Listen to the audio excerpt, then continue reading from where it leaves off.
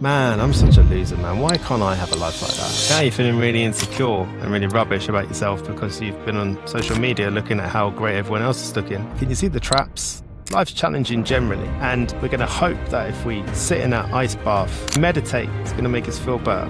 In my experience, the big things are great, but very often it's the small moments that make us feel happy. You see, I've been doing a bit of an experiment recently. I've found 3 practices that if you do daily are absolutely going to help you feel better over time. These are just 3 things that you can reach for. And the first thing that I found is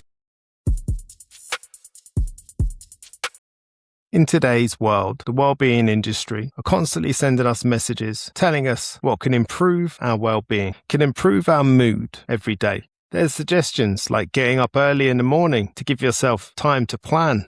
There's such thing as the 5 a.m. club or the 4 a.m. club, where you get up before everyone else in your house and you just have a moment of calm. And when you're doing that, you can meditate.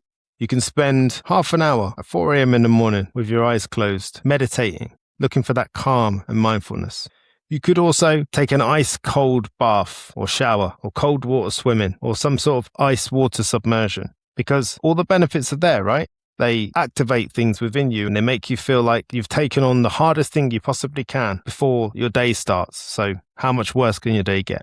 Maybe you could do some breath work, and at the end of it, you can find a deep sense of calm within yourself. Maybe you can go out and buy a real fancy journal and you can answer 10 really difficult to answer questions so you can help find some gratitude with your day. You're probably going to feel quite overwhelmed. It's probably quite difficult to do all those things, or even just one of those things every single day, because you've also got to make sure that you exercise. You've also got to eat healthily, make sure you get a good night's sleep. On top of that, you've also got your children, perhaps a partner, friends, family members that you've got to talk to and stuff. You've got to work. You go to work and do all that as well.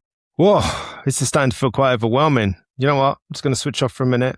Just going to go on social media. I'm just going to scroll mindlessly for a moment. Oh, so-and-so's lost loads of weight. Not really lost that weight. I've actually put weight on. Oh, look how muscular he's looking now. Wow. Oh, and he's got that new job. He's bringing in loads of money. He's bought his partner a really good gift. Oh, look at that holiday they're on. That's amazing. I'd love to go on a holiday like that. Look at that guy's car. How amazing is that guy's car? I'd love to have a car like that. Man, I'm such a loser, man. Why can't I have a life like that? What have I done wrong? So now you're feeling really insecure and really rubbish about yourself because you've been on social media looking at how great everyone else is looking and how great everyone else's life is. Can you see the traps? It all started with trying to do too much. Life's challenging generally, and we're looking for things that are going to make us feel better. We're going to hope that if we sit in that ice bath, it's going to make us feel better. If we meditate, it's going to make us feel better. If we do some yoga or Pilates or whatever, and again, I promise you, I'm not mocking any of these things. But what I'm saying is that in my experience, the big things are great, and if you really enjoy them, do them, absolutely. But very often, it's the small moments that make us feel happy.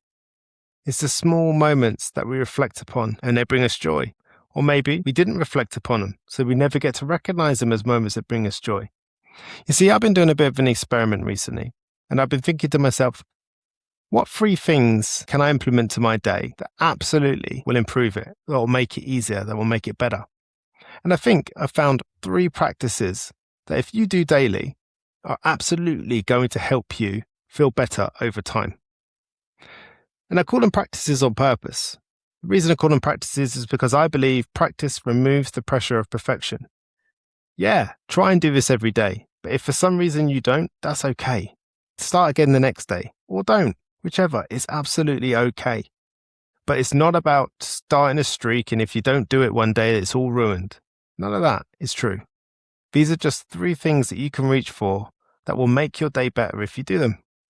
And the first thing that I found is creating what I call intentional transitional pauses. I mean, I don't call it that. It's quite a long word, but that's what it is. It's intentionally putting in a pause in transitions. What do I mean by that? If you've had a really tough day at work, it's not particularly been a bad day. It's just been a stressful day. You've been on the move all day. You haven't had a lot of time to have a cup of coffee or to talk to anyone or to have any sort of real moments of joy through the day. It's just been really hard. It's been a tough day. And you're all amped up and you're on your way home and you know that when you walk through that door, that people are going to ask you for things, that things are going to need doing, and that really you're not going to get to chill out. It's going to be pretty hectic at home as well. But there is still an opportunity. There's still an opportunity for it to be a nice, safe home environment. And the opportunity comes if we pause. We just take a moment, just 30 seconds to 2 minutes, maybe sat in the car, sat on the bus, sat wherever. Just take 2 minutes max.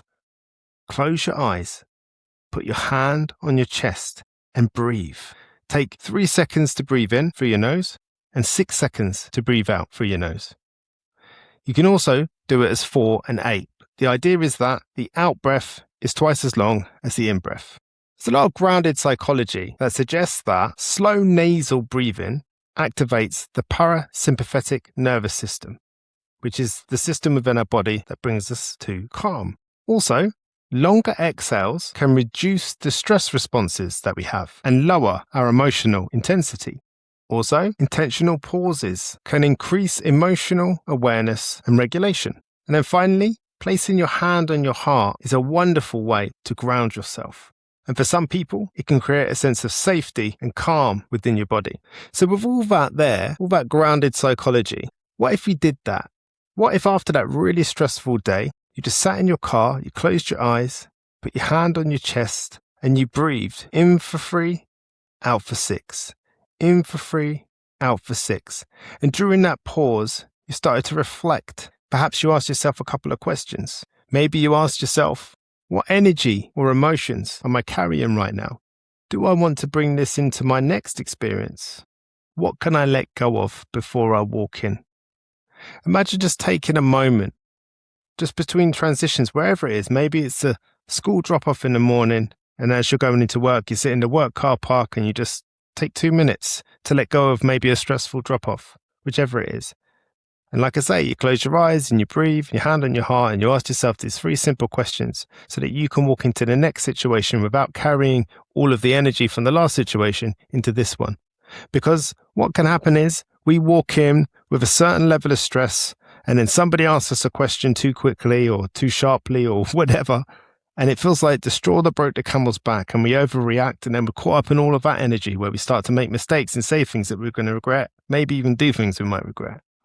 And it can all potentially be avoided just from a deliberate pause, just taking a pause, checking in with yourself, and hitting the hard reset before we go into the next situation. Practice number 2 is something that I've had a lot of fun with. A lot of people talk about the benefits of gratitude, and there really are. I know I said all the stuff I did at the beginning, and I wasn't mocking it. I was just trying to point out how difficult some of these really, really long, heavy processes can be for people, especially if they're not very well practiced at it. But I think I found a really simple way for us to practice gratitude. What if every morning you just took a few moments to just send 3 text messages saying thank you? Thank you for very small things that somebody did for you yesterday. They don't have to be forced, they don't have to be deep, they just have to be genuine. It could be things like, thank you for making me that drink earlier. I didn't realize how much I needed it. Hey mate, thanks for checking in with me today. I really appreciated it. Hey bro, thank you for giving me that lift home. Really, really appreciated it. Hey, thank you so much for helping me out earlier. Couldn't have done it without you. Thank you for that compliment you gave me today about my hair. I wasn't sure about it this morning, and when you said that, it really lifted me up. So thank you. Hey, thank you for asking me if I was okay today. I really, really appreciated it. Doesn't have to be big, long messages. And here's the thing. You'll be so pleased you did it.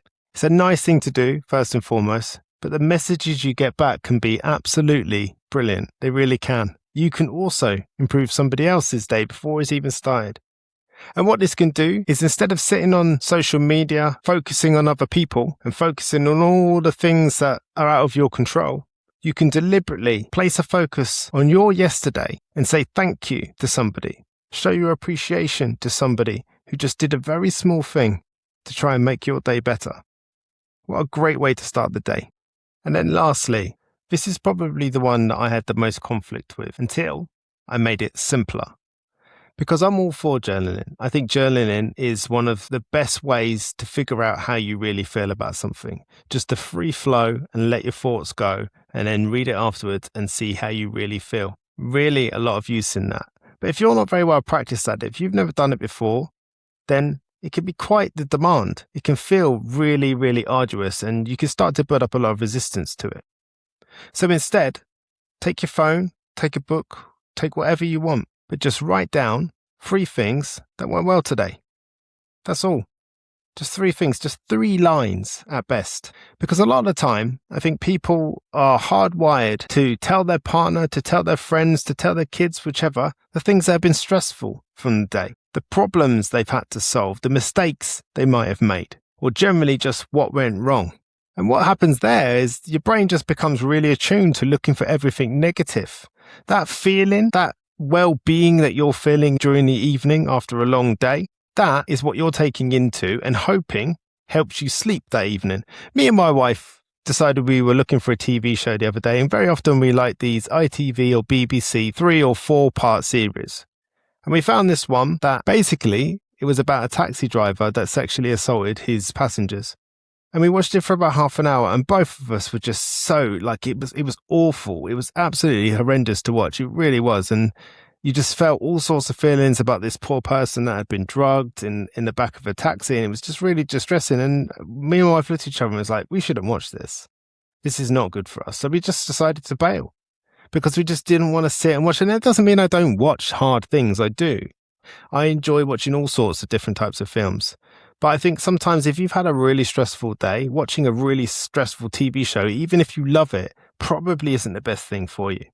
So instead, what you can do is you can sit down and you can answer 3 questions or write down 3 things that went really well today. And you only need to take 2 minutes. And you can start with these prompts. Just write down 1 good moment from the day. Not incredible moment, not amazing moment, just 1 good moment from the day. Something good that happened. Anything. Could be that you got to work 15 minutes early. Actually, for a lot of people, that's probably not a good thing. Whichever it is, just 1 good thing. Maybe you got the last donut. I don't know. Could be anything. Next question would be 1 thing that you've handled well today. Maybe someone came at you with a bit of conflict, with a bit of drama, and you handled it in a really good way and you were really pleased with how you handled it. Maybe you handled it in a really calm way and you were really pleased with yourself afterwards, even though in the moment it was quite tricky.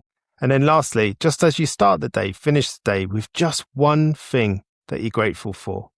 Maybe it could just be on some of the worst days, I'm just grateful to be in bed. And that's about as good as it gets. So these are my 3 things. And I say them because I think a lot of the time people overcomplicate their mental well-being, because I believe that consistency is what matters over intensity. It's not doing something for 45 minutes every single day. It's taking 2 minutes every single day. Just 2. To make sure that you're transitioning okay. That you're saying thank you for the small things and recognizing the small things.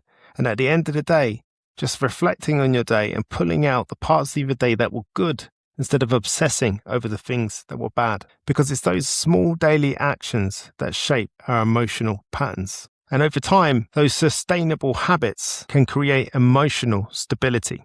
You know what I'd love? I'd love for you to try these things. Just try them, just for 7 days. How about that? 7 days to take a couple of minutes each day to do these 3 things and just see if it makes any difference to yourself, to your life, to the way you feel.